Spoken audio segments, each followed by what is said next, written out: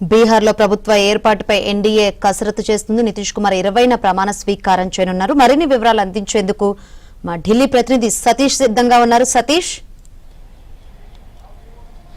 శంకరి, బీహార్ పదవసారి ముఖ్యమంత్రిగా నితీష్ కుమార్ బీహార్ ముఖ్యమంత్రిగా ప్రమాణ స్వీకారం చేయబోతున్నారు. ఈ నెల 20వ తేదీన ఆయన ముఖ్యమంత్రిగా ప్రమాణ స్వీకారం చేయబోతున్నారు. ఈ రోజు ఉదయాన్నే ఆయన గవర్నర్ని కలిసి నేరుగా గవర్నర్కు రాజీనామా పత్రాన్ని అందజేశారు. ఇక ప్రస్తుతానికి ఆపద్ధర్మ ముఖ్యమంత్రిగా కూడా ఆయన కొనసాగబోతున్నారు. కాసేపటి క్రితమే ఈరోజు బీహార్లో నితీష్ కుమారే ముఖ్యమంత్రి అని బీజేపీ రాష్ట్ర అధ్యక్షుడు దిలీప్ జైస్వాల్ కూడా ప్రకటన చేశారు.